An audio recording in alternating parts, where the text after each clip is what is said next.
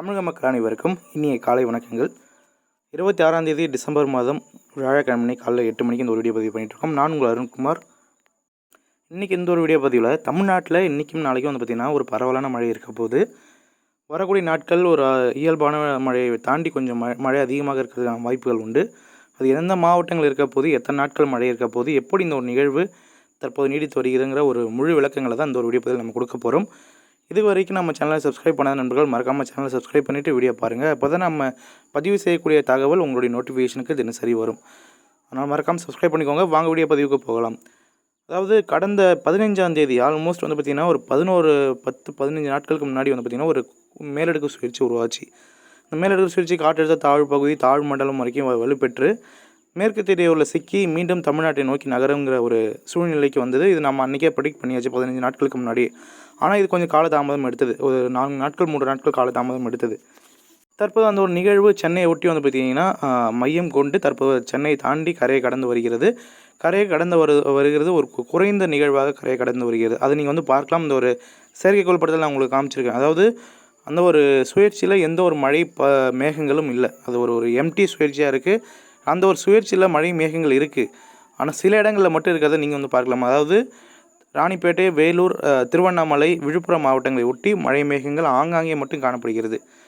அது மட்டும் இல்லாமல் தெற்காந்திரா நோக்கி வலுவான மழை மேகங்கள் நகர்ந்து வருகிறத பார்க்கலாம். இந்த ஒரு நிகழ்வு அங்கே இருந்தாலும் தமிழ்நாட்டில் ஒரு பரவலான மழையை கொடுக்கறதுக்கான வாய்ப்புகள் உண்டு. ஒன்ஸ் அந்த நிகழ்வு இப்போ இன்லேண்ட், அதாவது நிலப்பகுதியை நோக்கி நகர்ந்துருச்சு. இனிமேல் பார்த்திங்கன்னா இன்னிலிருந்து அடுத்த 24 மணி நேரம் 24 மணி நேரத்துலேருந்து 36 மணி நேரம் வரைக்கும் தமிழ்நாட்டில் விட்டு விட்டு மிதமான முதல் சில இடங்களில் கனமழையும் பல இடங்களில் லேசான மழையும் பெய்வதற்கான வாய்ப்புகள் உண்டு.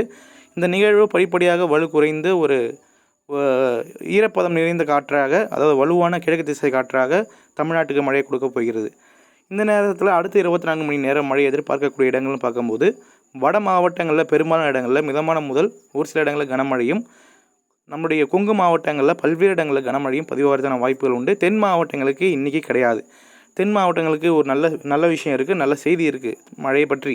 அதை நம்ம பின்னாடி சொல்கிறோம். இப்போது இந்த ஒரு நிகழ்வுனால மழை கொடுக்கக்கூடிய இடங்களை மட்டும் நம்ம பார்க்கலாம். இந்த ஒரு நிகழ்வில் பார்க்கும்போது நம்ம மழை எதிர்பார்க்கக்கூடிய இடங்கள்னு பார்க்கும்போது நம்மளுடைய கடலூர் மாவட்டம், விழுப்புரம், வேலூர், அதேபோல் ராணிப்பேட்டை, திருவண்ணாமலை, சென்னை, இந்த ஒரு 5-6 மாவட்டங்கள், செங்கல்பட்டு நம்ம எடுத்துக்கலாம். இந்த ஒரு 5-6 மாவட்டங்கள் பார்த்திங்கன்னா மிதமான மழை, பரவலாக மிதமான மழையும் பல்வேறு இடங்களில் சற்றே கனமழைக்கான வாய்ப்புகளும் பெய்வதற்கான வாய்ப்புகள் அதிகமாக. இதுக்கு ஒரு முக்கியமான காரணம் இருக்குது. அது என்னங்கிறது அடுத்த இமேஜில் உங்களுக்கு காமிக்கிறேன். அது மட்டும் இல்லாமல் சேலம், நாமக்கல், கிருஷ்ணகிரி, தருமபுரி, அரியலூர், பெரம்பலூர், நாகப்பட்டினம், காரைக்கால், மயிலாடுதுறை உள்ளிட்ட மாவட்டங்களில் லேசான முதல் மிதமான மழை மட்டும் எதிர்பார்க்கலாம்.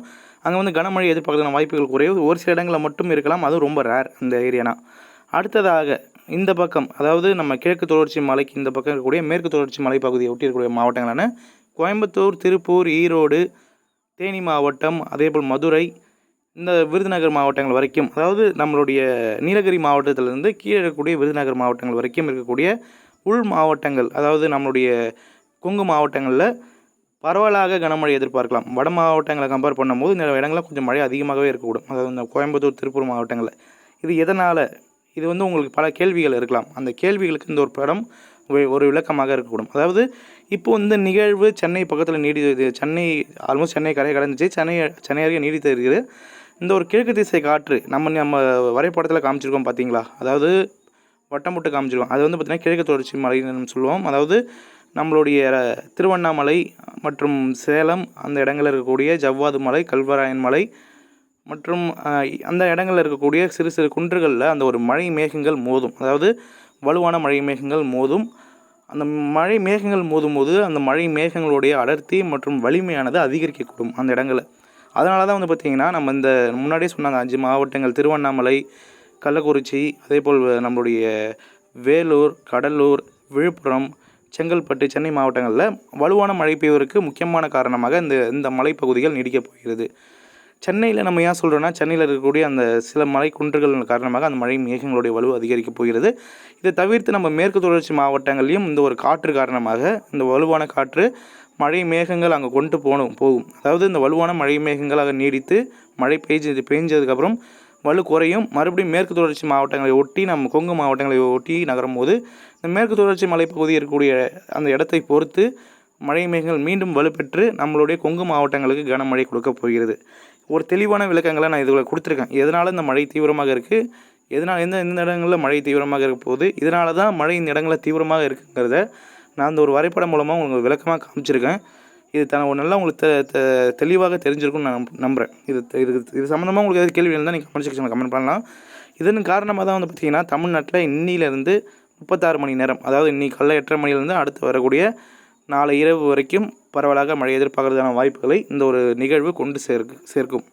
இது தற்போதைய நிகழ்கால வானிலை, அதாவது இப்போது இருக்கிற கண்டிஷன். நம்ம வந்து அடுத்த 24 மணி நேரம் 12 மணி நேரத்துக்கு நம்ம சைட்லேருந்து அப்டேட் கொடுத்துட்டு இருப்போம்.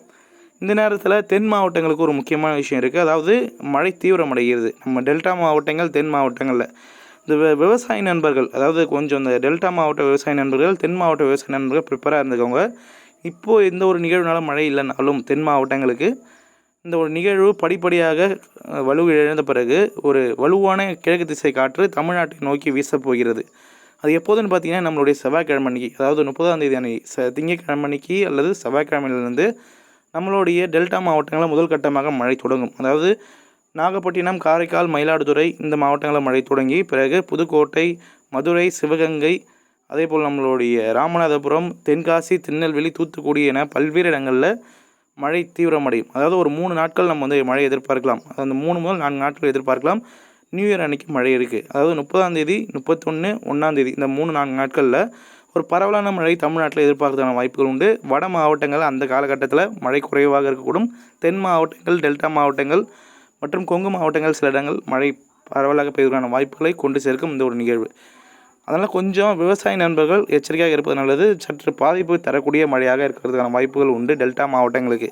இந்த டைம் அறுவடை டைமுங்கனால ஒரு 6 சென்டிமீட்டர் மழை பெஞ்சாலே அது சமாளிக்கிறது ரொம்ப கஷ்டம். ஆனால் வந்து பார்த்திங்கன்னா இப்போ பெய்ய போகிறது மினிமம் ஒரு 10 சென்டிமீட்டருக்கும் அதிகமான மழை தான் நம்ம வந்து எதிர்பார்க்குறோம் அந்த ஒரு காலகட்டத்தில். அடுத்த வாரம் திங்கட்கிழமை தொடங்குகிற மழையில். அதனால் தென் மாவட்டங்களுக்கும் அதை விட கூடுதலான மழை இருக்குது. அதனால் அந்த ஒரு காலகட்டம் டிசம்பர் 30ஆம் தேதியிலேருந்து ஜனவரி 4ஆம் தேதி 5ஆம் தேதி வரைக்கும் கொஞ்சம் மழையோட தீவிரம் நம்மளுடைய தென் மாவட்டங்கள், டெல்டா மாவட்டங்களுக்கு எச்சரிக்கை இருக்கிறதுனால சற்று விவசாய நண்பர்கள் எச்சரிக்கையாக இருப்பது நல்லது. இதுதான் தற்போதைய வானிலை நிகழ்வுகளுடைய தகவல், இப்போதைக்கு இருக்கக்கூடிய அப்டேட். நம்ம இதை பற்றி நம்ம அடுத்த அப்டேட்டில் நம்ம விளக்கங்களை நம்ம கொடுத்துட்டு இருப்போம். இந்த ஒரு வீடியோ பற்றி உங்களுக்கு பிடிச்சிருந்தால் லைக் பண்ணுங்கள். மறக்காமல் நம்ம சேனலை சப்ஸ்கிரைப் பண்ணிக்கோங்க. நம்ம சைடில் அவ்வளோ வீடியோ கொடுக்குறோம். எந்த ஒரு ஃபீட்பேக்கு இது வரைக்கும் நெகட்டிவாக வந்ததில்லை ஒரு சில பேரை தவிர. ஆனால் உங்களுடைய சப்போர்ட்டு நம்ம ரொம்ப ரொம்ப முக்கியம். அதனால் மறக்காமல் சப்ஸ்கிரைப் பண்ணிக்கோங்க. வீடியோ பிடிச்சா லைக் பண்ணுங்கள். மீண்டும் அடுத்த ஒரு வீடியோ பதில் சந்திப்போம். உங்களுடைய கேள்விகள் ஏதாவது இருந்தால் கமெண்ட் செக்ஷனில் கமெண்ட் பண்ணுங்கள். முடிஞ்ச அளவு பதில் தரப்படும். ஏன்னா நம்ம ஃபேஸ்புக்கை ஃபாலோ பண்ணணும், அதேபோல் நம்ம இன்ஸ்டாகிராம் ஃபாலோ பண்ணணும், அதேபோல் வாட்ஸ்அப் எல்லாத்தையும் ஃபாலோ பண்ணுங்கிறதுனால கொஞ்சம் வந்து பார்த்தீங்கன்னா டைம் ஸ்பெண்ட் பண்ண முடியல. முடிஞ்ச அளவு பதில் தரப்படும். மீண்டும் அடுத்த ஒரு வீடியோ பதில் சந்திப்போம். தொடர்ந்து இணைந்திருங்கள். நன்றி, வணக்கம்.